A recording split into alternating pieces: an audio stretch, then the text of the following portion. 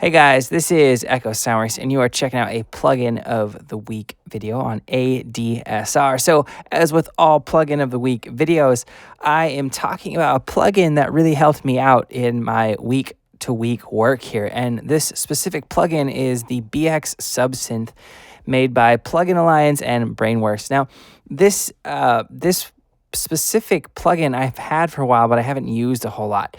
It's basically a plugin that's designed to boost your bass, or to really let you get in there and kind of carve up and create a big sub or big bass. Now, it's called BX Subsynth, which is, I guess, a little bit misleading in just in terms of it's not actually like a synthesizer. Like, I've loaded this up into the effect chain of a massive patch, right? So here's the massive patch right here. Let me turn off BX Subsynth and I'll play it.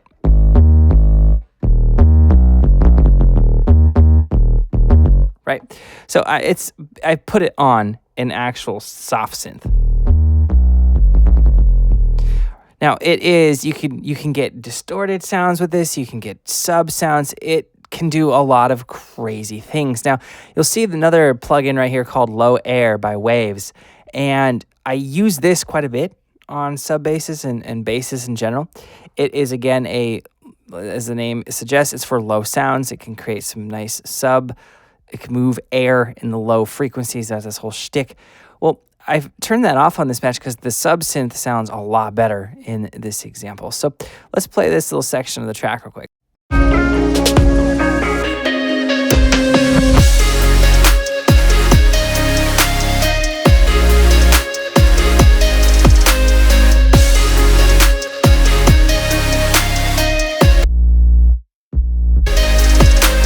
All right, so it's on that massive patch that I played, and it's being layered with a serum patch that sounds like this. Oh, I'm sorry, another massive patch, and that's kind of like the top bass here. All right, so let's go back to this, that BS sub aggro bass. Now, I have the BX Subsynth on it, and I really like how it sounds. And I'm going to talk a little bit about the plugin. This by no means is like a tutorial for the plugin, but just going to talk about what I did on this bass. So, in a short summary version of what the subsynth is all about, is basically Plugin Alliance set out to kind of recreate the DBX 120 XP, I believe it's called, which was a subharmonic, like, waveform modeling synthesizer. And what it did is it generated bass frequencies about I think it was an octave below what you fed into it. So if you play something at the C2 range, it would put on some sub or some bass frequencies at the C1 range, right? Well, that's at the heart of the BX Subsynth, but it does a lot more than that. It can do up to 3. It can generate up to It can generate subharmonics in up to 3 frequency bands, right? So you can get some really crazy sounds going. So what I'm going to do is I'm going to copy this patch, and I'm just going to go through some of the different presets on this so you can really hear what it sounds like. Right, and let's go to the region and we'll transpose this guy up. That sounds dope. It's so big. It's clipping like a mother, but let's turn it down. So there it is, on and off. Right, so it has a whole different effect depending on what range you feed into it. Oof. So you have a subharmonic section in the middle. And as you hear, that can really dirty things up. The harder you push it, you have different frequencies.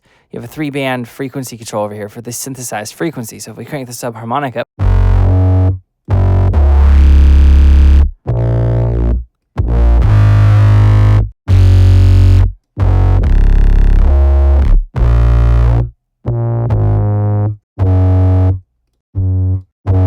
right, so that's just kind of driving it. Now over here on the left, you have the synthesis input, you have mid, stereo, you have gain in, gain out, right? So you control, and then the mix.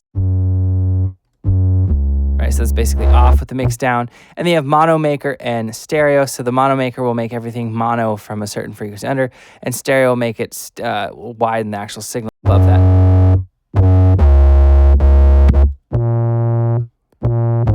Right, so you can do some crazy stuff. Then over on the right, you have the edge control, where you have different modes for like smooth.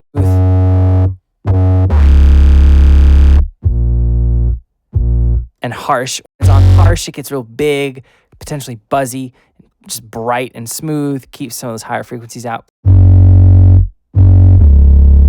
Let me turn that down because I'm still clipping because I'm driving everything to like 100 so you can hear it.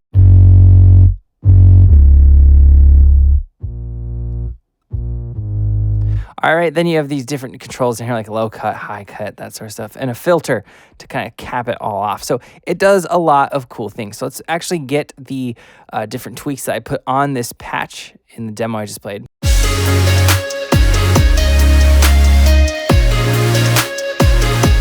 Let me pitch it back down to its range. So, right, there's a little bit more weight. And the cool thing that I've noticed with the BX Subsynth is it actually makes it easier to mix the bass and the low end, which is kind of interesting because you would think that if you did any sort of EQ and filtering or saturation to your low end, it's going to be boosting the volume, right? If you do any additive EQ, any additive like saturation type thing, it's going to obviously increase its volume, which might screw up your balance that you've established, that sort of stuff. I've noticed with the BX Subsynth, which is the main reason I wanted to do this video this week, is it made it easier to get this bass to sound how I wanted it to in this drop section. So it is a really cool plugin, guys. If you've never heard of it or haven't checked it out, definitely try out the demo. It might just be what your low end's looking for a specific track or two. If you have any questions or comments, post them up below and I'll get back to you as soon as I can. Like I said at the beginning of the video, I'm Echo Soundworx. Thank you so much for watching, guys. I will see you next time.